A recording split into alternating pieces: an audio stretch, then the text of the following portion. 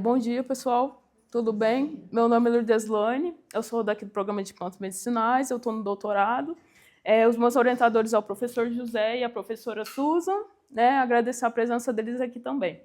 Então, o meu seminário de tema livre é intitulado Aplicação de cultura de tecidos na produção de metabólitos secundários. Bom, então, pessoal, vou começar dando uma visão geral, né, da parte econômica, do porquê produzir plantas, do porquê investir em plantas medicinais, né, porque elas possuem metabólitos secundários que elas produzem, né, e que possuem um papel significativo no desenvolvimento de novos fármacos. Então, cerca de 30% dos medicamentos eles são derivados direta ou indiretamente de fontes naturais. Bom, e 80% da população depende, né, desses compostos derivados dessas plantas para promover a saúde e o bem-estar. Bom, no mercado global, foi avaliado aí o mercado global das plantas medicinais, ele é avaliado em 201 bilhões. Em 2023 ele foi avaliado. E aí tem-se uma perspectiva de crescimento, né, de 215 bilhões em 2024, chegando a 375 bilhões em 2032. Né? Então, a gente consegue observar que vai ter aí um crescimento, né, nesse mercado. E no Brasil aí é avaliado em 3,3 bilhões e já gerou cerca de 137 mil empregos. Né? E tem-se uma perspectiva de que até 2050 chegue de 5 a 7 trilhões. Bom, pessoal, então, eu vou falar um pouco do metabolismo vegetal das plantas. Eu acho que a letrinha está pequena, né? Eu acho que quem está aí no fundo não vai conseguir ver, mas é que eu não consegui aumentar, tá bem? E aí, pessoal, então falando do metabolismo vegetal, o metabolismo vegetal da planta é o conjunto de reações bioquímicas que vão acontecer. E aí as plantas elas têm o metabolismo primário e o secundário. O metabolismo primário é aquele que é universal, então todas as plantas têm ele. E aí envolve a produção de macromoléculas, que são moléculas aí grandes como lipídios, carboidratos, né?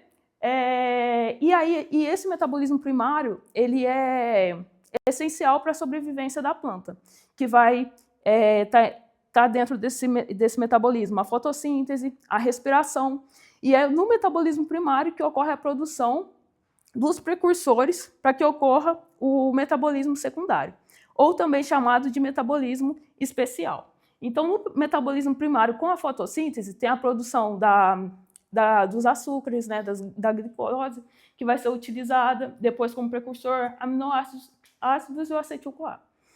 Bom, o metabolismo secundário ou especial, ele é mais restrito, né?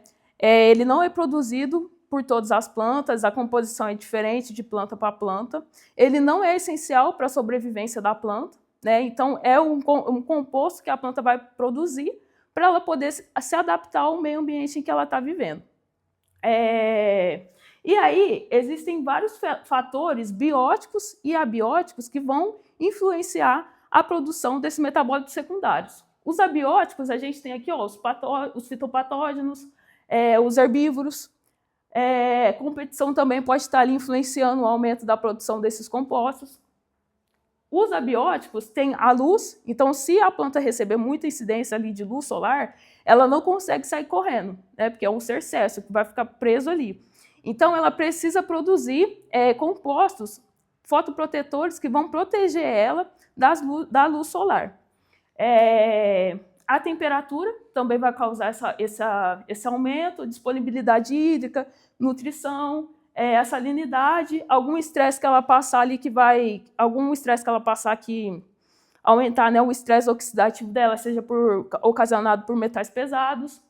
E aí, pessoal, as plantas, então, quais que são os efeitos dos metabólitos secundários nas plantas? Se proteger de fitopatógenos e herbívoros, atração de polinizadores, né? Adaptação ao estresse ambiental, proteção contra o estresse oxidativo e também na competição com outras espécies, produzindo compostos que vão ser alelopáticos, ou seja, esses compostos vão inibir o crescimento e desenvolvimento de outra planta que estiver ali do lado e ela vai conseguir essa planta que produzir, né, o composto vai conseguir se desenvolver. Bom, pessoal, vou falar aqui um pouco sobre rotas biosintéticas e compartimentalização, mas eu não vou focar em molécula química, tá bem? Porque assim, essa parte aqui ela é importante, porque depois para falar de cultura de tecidos para a produção de metabólitos secundários, a gente precisa compreender aqui um pouquinho, tá bem?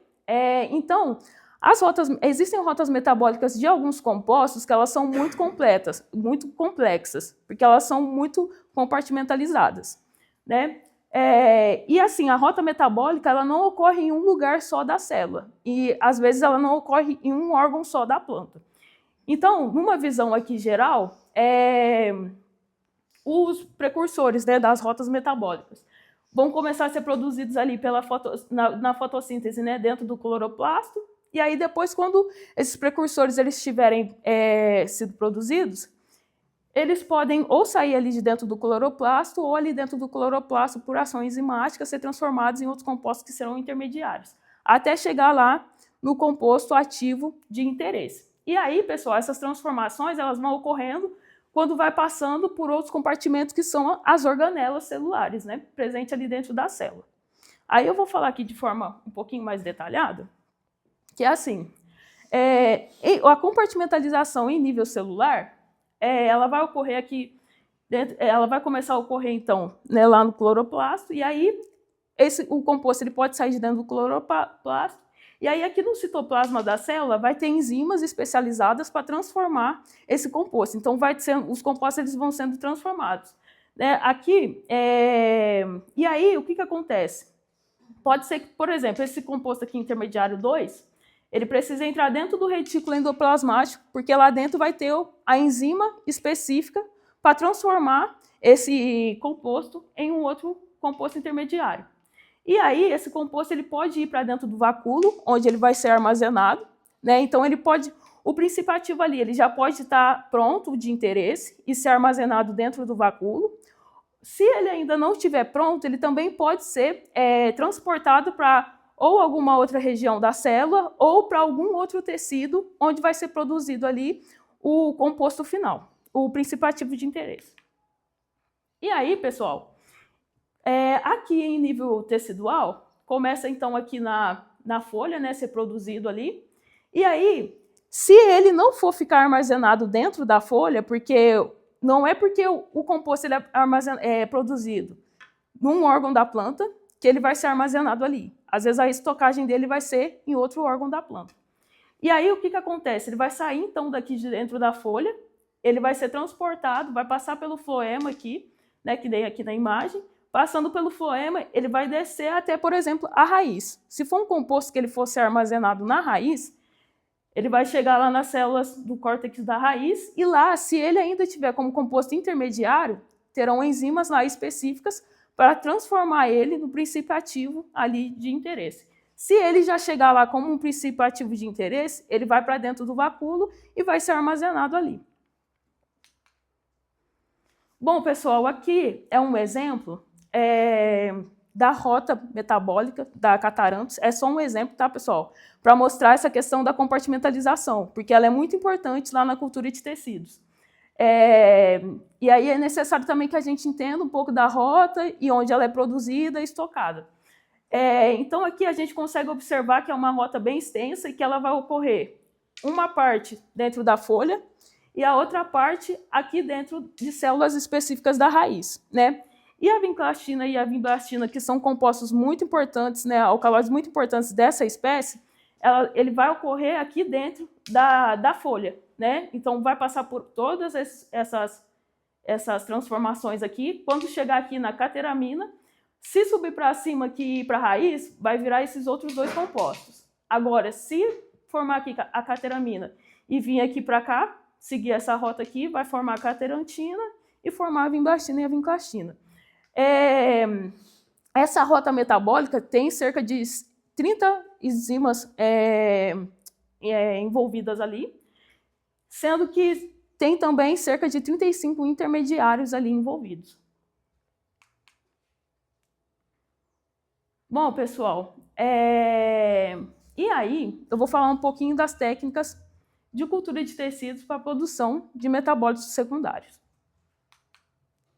Então, a cultura de tecidos vegetais ela é um conjunto de técnicas que permite a produção de uma planta inteira a partir de uma célula ou de um fragmento de uma planta-mãe, em condições assépticas, controladas e em escala comercial.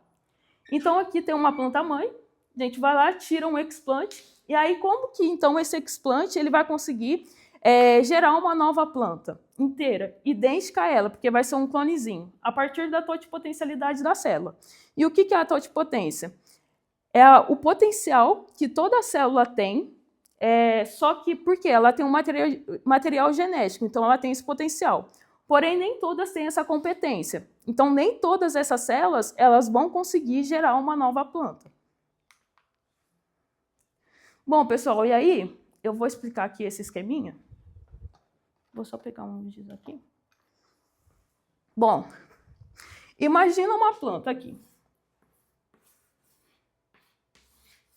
Essa planta aqui, opa, peraí. Tudo está em harmonia, né? Então ela consegue produzir tudo em harmonia. Tudo está balanceado, a produção dos hormônios, tudo. Então, se ela precisar gerar um novo broto, ela envia ali, produz ocitocinina, envia ali para formar um novo broto. Se a gente for aqui e tirar um pedacinho, né, de um fragmento aqui, seja da folha, ou tirar ali um fragmento maior do internó, a gente vai causar ali vai ter ali dentro daquele tecido um desequilíbrio, né? Que aí esse fragmento aqui vai ser o nosso explante primário, certo? E aí aqui, pessoal, a célula, quando está lá na planta-mãe, ela já está diferenciada. Então, ela já tem ali a função que ela vai desenvolver, né? Quando ocorre essa retirada do explante, existem fatores que vão estimular essa desdiferenciação. Então, ela vai se desdiferenciar. Pode ser fatores físicos, quando a gente vai lá e corta, né, esse fragmento. Pode ser fatores químicos, como, por exemplo, os reguladores de crescimento. E os reguladores de crescimento, pessoal, eles são compostos sintéticos que que a gente aplica em quantidades pequenas e que tem aí na planta vai ter a mesma função que os fitohormônios. A única diferença dos fitohormônios é que são compostos dos fitohormônios para os reguladores de crescimento, é que o regulador de crescimento é composto sintético. Já os fitohormônios são compostos naturais produzidos pelas plantas em pequenas quantidades e que vai ali ter uma função ali, causar uma função ali dentro da planta, como, por exemplo, uma ocitocinina, que vai causar o desenvolvimento de um novo broto, uma auxina, que vai influenciar o crescimento, dependendo da dosagem que coloca, cresce a raiz. E é isso. Aí vai ocorrer, então, aqui a desdiferenciação. Então, pode ter a formação aqui de células que estão desdiferenciadas, né? Então, elas voltam ali para o seu estado meristemático, né? Então, elas não têm diferenciação. E aí, aqui, então, é necessário que essas plantas elas adquiram uma competência, né? E aí a gente pode colocar, então, aqui reguladores de crescimento como ocitocinina para ela se tornar um broto, ou auxina para ela desenvolver raiz. Só que essa aquisição da competência é como se, assim, ela já tivesse ali dentro dela que ela vai se tornar um broto, mas ela ainda não se tornou, ela ainda não vai se tornar. Quando a gente coloca, então, o regulador, tem essa indução, e com a indução, ela vai se tornar determinada, porque ela precisa se tornar determinada. Então, quando ela fica determinada, é sinal que ela vai fazer o quê? Ela vai desenvolver um broto, né? Então, antes é a competência, como se ela tivesse uma ideia do que ela vai ser, e depois ela se torna, né? E aí, quando ocorre, então, o desenvolvimento do broto daquela célula ali, vai ter a diferenciação, né? Ou a rediferenciação. Se é uma célula que ela já estava diferenciada, e aí ela passa por esse processo, ela vai se rediferenciar, porque ela estava diferenciada, ela se desdiferenciou, e aí ela vai ter que rediferenciar de novo, num órgão, seja uma folha, seja um broto, seja uma raiz, tá bem? E aí vai regenerar, então, vai formar novos órgãos. Bom, e aí, pessoal, na cultura de tecidos, existem duas vias de diferenciação. Por organogênese, que a organogênese é a formação de novo órgão. Por via direta, quando a gente tem um fragmento ali da folha, nessa folha pode se formar um broto direto, né? Não vai ter uma fase intermediária. Pode ser um broto, pode ser uma raiz, que nem aqui na imagem, pode ser uma flor. Já na via indireta, tem essa fase aqui que é a fase de transição. Então, tem lá o fragmento, né, por exemplo, de uma folha, e aí, nessa fase de transição, vai se formar o calo, que o calo é um aglomerado de células que estão ali em contínua divisão celular e que elas não estão ainda, elas são desorganizadas, elas estão indiferenciadas ou elas podem ter um leve grau de diferenciação, mas bem leve. E aí, com essa massa aqui formada, que é o aglomerado de células, a gente consegue, né, induzir a formação de brotos, raízes. E aí, essa é a fase indireta por conta disso, por conta dessa fase intermediária. E aí, na produção de metabólitos secundários, que pode ser realizada por cultura de células, então tem-se lá uma planta, né, de interesse, que ela tem um princípio ativo ali de interesse. Então, primeiro, o que se faz? Uma triagem dessa planta para ver qual que é o genótipo ali que mais produz aquele metabólito secundário. Feito isso, começa-se então o cultivo. Na suspensão de célula, vai se utilizar os calos, tá bem? E aí, então, tem-se a indução dos calos. Formados os calos, faz-se um subcultivo, né, desse calo. Então, tem um calo ali, o subcultivo, o que é? Vai lá, tira um pedacinho dele e coloca num novo meio de cultura. Faz uma triagem também nesses calos para ver se eles estão produzindo corretamente ali os metabólitos secundários, se esse metabólito secundário está sendo produzido, se não teve diminuição ou se teve aumento, ou se ele não está produzindo nada. E aí, posteriormente, feito isso, viu que os calos eles estão produzindo, faz-se então a suspensão de células, né? A suspensão de células, pessoal, numa forma utilizada assim, mais para pesquisa, é uma coisa mais simplificada. Então, as células vão ficar ali em agitação, vai ter a oxigenação ali dentro, né? Para essas células elas se multiplicarem, porque esse é o objetivo, elas precisam se multiplicar, porque precisa de uma grande quantidade para poder extrair posteriormente esses compostos de interesse. E aí aqui também dá para se estudar, né? Se a utilização de um determinado elicitor ele aumenta a produção desse metabólito secundário, a composição do meio de cultura que vai estar sendo utilizado ali. Depois disso, pode-se passar para o bioreator. O bioreator ele é utilizado para uma produção em larga escala, né? Ele é um equipamento maior, que ele tem... Tudo nele é monitorado. Então, a temperatura, dá para monitorar o pH, as células vão ficar ali em agitação para elas serem multiplicadas, para posteriormente também fazer essa extração. Bom, pessoal, eu vou falar aqui também um pouquinho da biotransformação. O que é a biotransformação? É quando uma célula, quando os grupos funcionais dos compostos orgânicos, eles são modificados por uma célula viva. Então, é quando a planta ela consegue fazer essa modificação. E aí, o que acontece? A gente já entrega para essa planta, se a gente tem um princípio ativo X ali de interesse, a gente entrega para essa planta um precursor.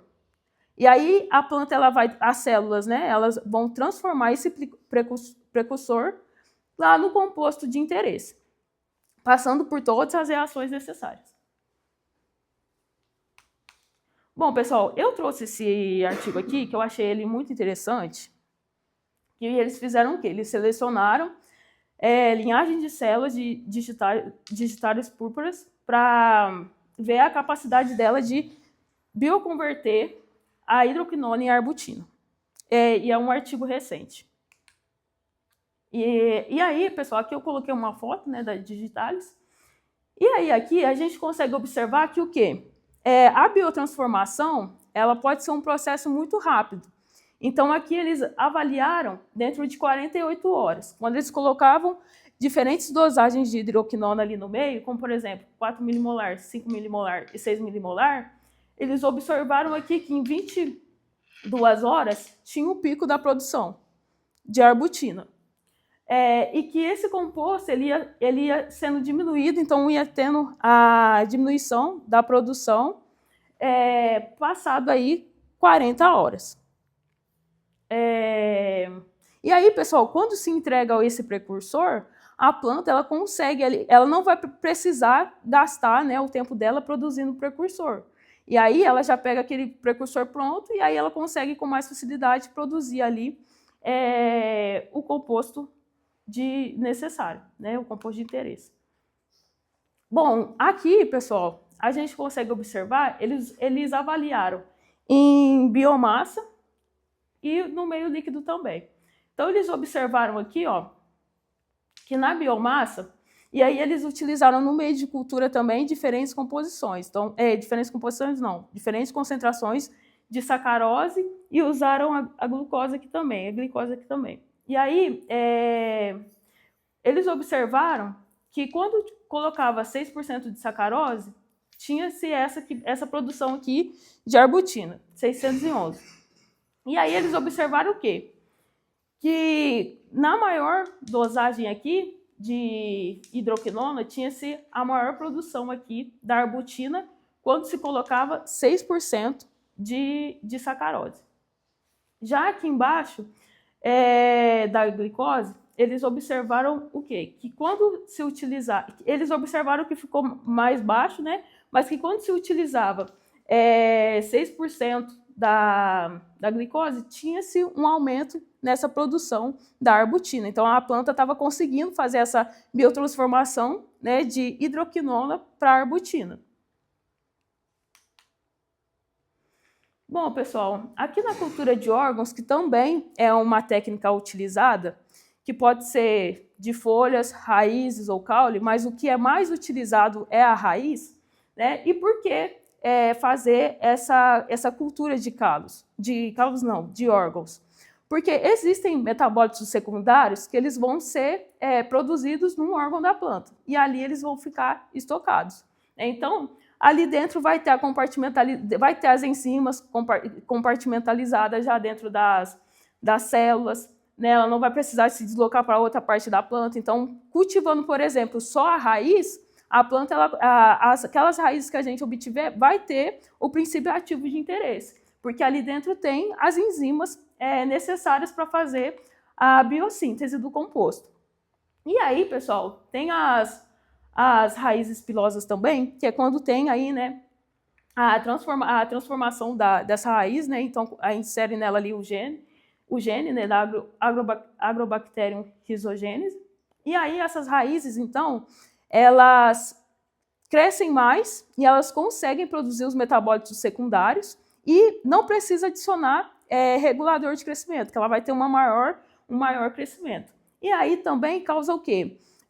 Maior produção também de metabólitos secundários. Então, é muito utilizada para produção dos metabólitos.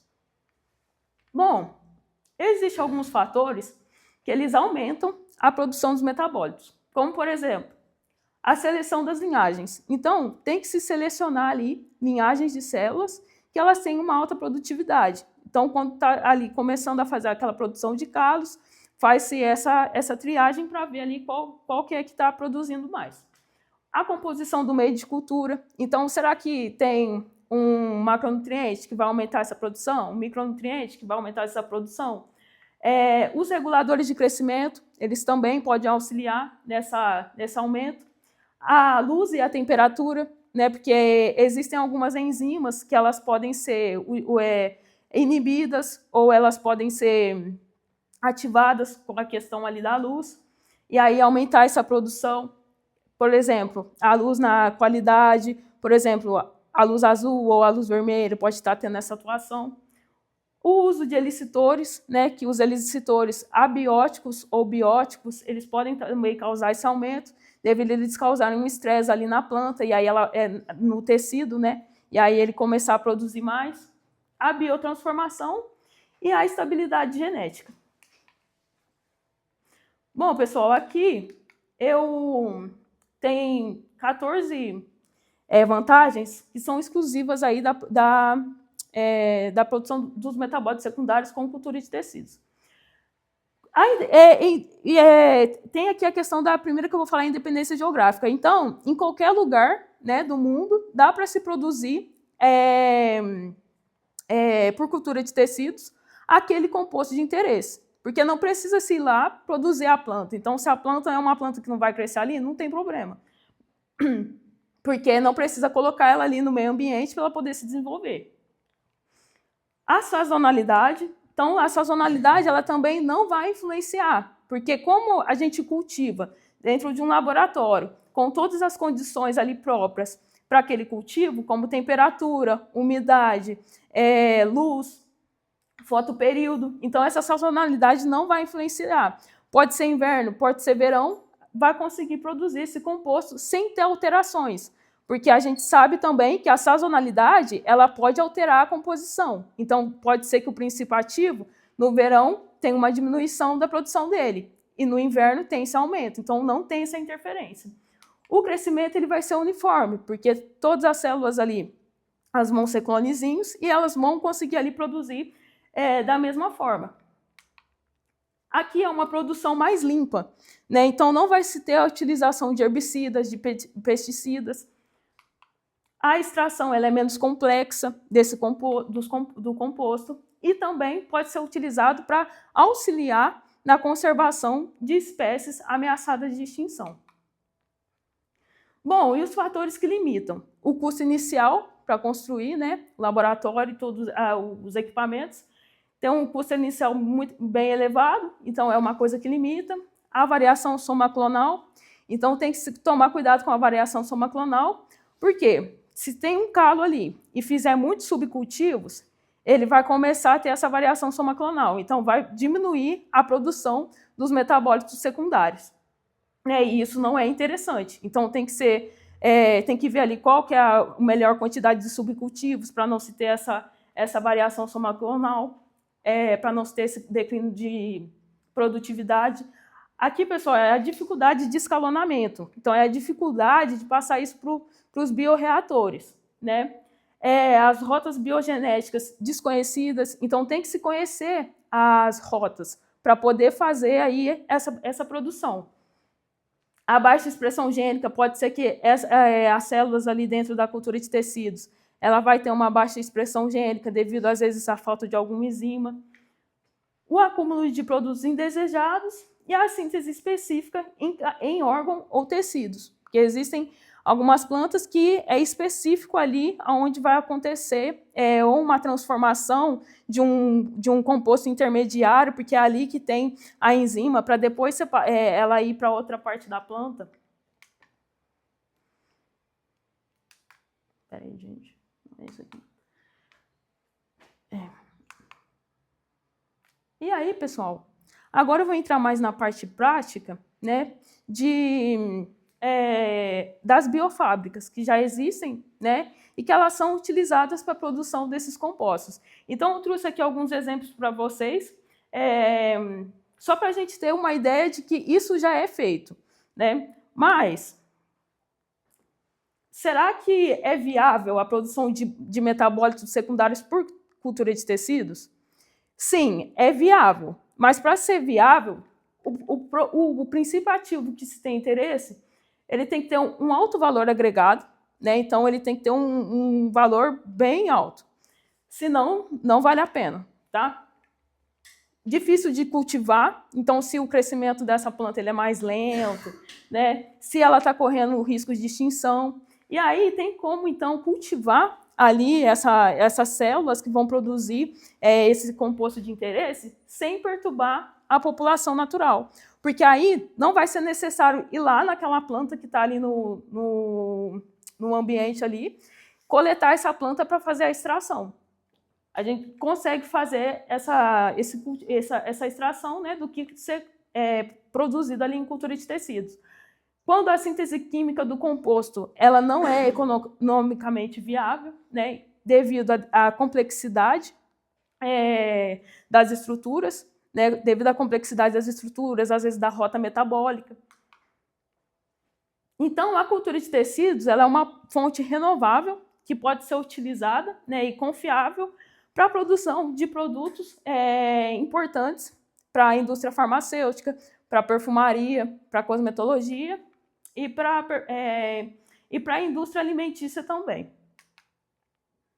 E aí, pessoal, o primeiro exemplo que eu trouxe aqui é a do Taxus, né, que é a espécie que produz o Taxol, né? Então, aqui a gente consegue observar o tronco da árvore, né, onde tem ali a casca. E aí, pessoal, o farmacógeno do Taxol é a casca da árvore. Tá? Então, tem que se fazer essa coleta da casca para poder se extrair o Taxol. Aqui é só o fruto, só para a gente poder ver. E aí, tem-se uma utilização do Taxol já durante muitos anos, né? Como agente anticancerígeno. Então, é formulado, né, quimioterápicos a partir do Taxol, né, para poder ser utilizado no tratamento do câncer. Então, a gente consegue observar que é uma planta que ela tem essa importância devido a esse composto que é importante. E aí, mais uma coisa, quando se faz ali a retirada da casca, a planta ela pode morrer. E aí, devido à coleta muito intensiva dessa planta para a produção do medicamento, ela entrou em risco de extinção. Por isso também que a cultura de tecidos é uma alternativa para a produção desse composto. E aí, qual que é a ação então do Taxol? Ele se liga ali à tubulina, né, e impede que a tubulina, que é uma subunidade ali dos microtúbulos, eles se formam. E aí, lá na etapa da mitose, o que acontece? Tem a metáfase, que os cromossomos eles ficam todos empilhados, né? Um do ladinho do outro. E aí, eles ainda estão juntos. E aí, quando vai passar para a anáfase, os microfusos, né, eles precisam vir e puxar os cromossomos. Como tem essa ligação do Taxol na tubulina, não tem a formação dos microtúbulos, não tem essa separação. Então, para ali. E aí não acontece a mitose, tem essa inibição. Tá? A célula não vai ficar ali se dividindo de forma desordenada. Né? E aí é utilizado também para diversos tipos de câncer, como, por exemplo, de ovário, de pulmão, sarcoma Kaposi, de esôfago. E aí, pessoal, uma alternativa, né, que essa empresa aqui, a Phytobiotech, ela já é bem antiga, né, ela já está no mercado há muito tempo. Ela é a maior produtora mundial do paclitaxel e do doxitaxel, que são dois medicamentos formulados, né, a partir do Taxol, que os dois são utilizados para o câncer, tá, pessoal? E aí eles utilizam, então, a cultura de tecidos por suspensão de células para a produção desse metabólito. E aí, só para, assim, curiosidade um pouco, eu pesquisei. Eu não consegui achar assim, o valor do Taxol.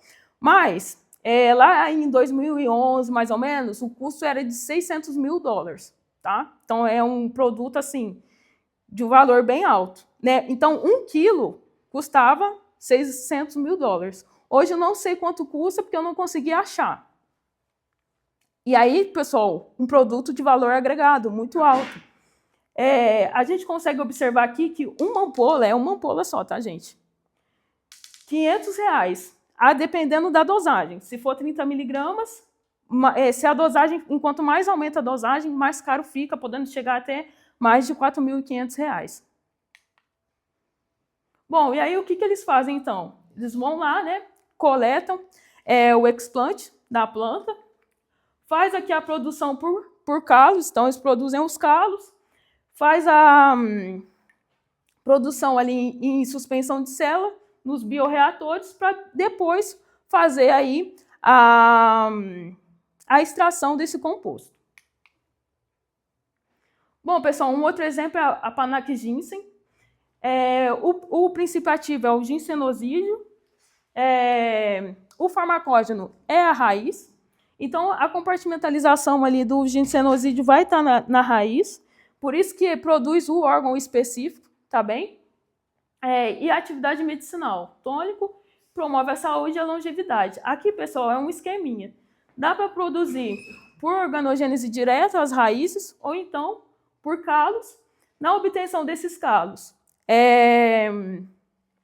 induz neles, né, estimula a produção de raízes a partir desses calos, passa lá pela suspensão de células e posteriormente aqui nos bioreatores. E nos bioreatores pode ser utilizado helicitodes para ter o aumento da produção desses ginsenosídeos, né? E aí, pessoal, aqui é um exemplo de uma empresa coreana que eles fazem essa produção. Então, esse aqui é o bioreator. Existem bioreatores, gente, de tudo que é tamanho, né? Para produção em larga escala mesmo, em escala industrial. E aí, aqui dentro, a gente consegue observar as raízes. Então, eles produzem as raízes. E aí, não é necessário, então, produzir a planta inteira. E aí, aqui, demonstrando eles coletando aí depois, né, essas raízes. Tem essa outra empresa aqui, pessoal, que ela é mais voltada para a produção de cosméticos. Então, ela produz o cosmético a partir da produção de suspensão de células. Eles fazem um extrato, né, do que eles obtêm ali em suspensão de célula e formulam os cosméticos. Então, eles têm essa tecnologia aqui deles, que é a Phytocell-Tec, que eles fazem o quê? Eles produzem, então, a partir de calos, fazem o cultivo por suspensão. Aqui é só uma foto do site deles, né? É uma empresa lá da Suíça. E aí, pessoal, então aqui é só para demonstrar, porque isso aqui eu achei lá no site deles, que é como eles fazem. Seleciona a planta de interesse, que tem um princípio ali de interesse que eles querem utilizar, produz os calos. Em cultura líquida ali de suspensão, eles conseguem aí multiplicar, então, essas células. Aqui é só uma fotinha de visão de microscópio, tá, pessoal? De como essas células elas ficam ali aglomeradas, tá? E aí, o que eles fazem, então? Eu trouxe só 2 exemplos de produtos que eles possuem, né? Mas eles têm vários produtos lá dentro do site deles. Essa aqui é uma uva que eles têm lá, que ela produz, a uva, né, ela produz muitos polifenóis, e aí ela tem ação contra o raio-V, então faz essa fotoproteção na planta. E aí eles desenvolveram, então, esse produto aqui, que aí nesse produto, na formulação dele, vai ter ali o extrato, né, obtido por suspensão de células e tudo, que tem como objetivo proteger a pele, né, do envelhecimento causado pela radiação solar. Então, vai fazer essa fotoproteção. Aqui, essa espécie aqui é a que eles dão maior foco dentro ali do site deles, porque foi a primeira que eles começaram a fazer isso, que eles começaram a desenvolver essas tecnologias, né? Então, eles produzem, né, por cultura de células, eles fazem a produção por cultura de células, e aí depois, aqui, pessoal, aí eles produzem, então, um extrato. Eles chamam de Plant Cell Tech, por exemplo, Miles doméstica, porque veio ali da maçã. E aí eles fazem um extrato. Por exemplo, aqui nessa imagem, eles fizeram um teste, né? Eu não sei se está dando para ver daí. Aqui tem as marquinhas de expressão, né? Os pés de galinha. E aí, no dia 0. Então, passado 28 dias utilizando todos os dias ali esse cosmético tinha o quê? 2% desse extrato produzido ali por suspensão de célula. A gente consegue observar aqui, ó, que tem a diminuição, né, dessas ruguinhas. Então, ela auxilia na proteção da célula, né, contra o envelhecimento e também no efeito anti-rugas.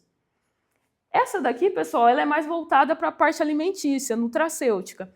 Então, por suspensão de células também, eles conseguem produzir suplementos alimentares, né? E aí eu trouxe aqui como exemplo a Echinacea angustifolia, da família Asteraceae.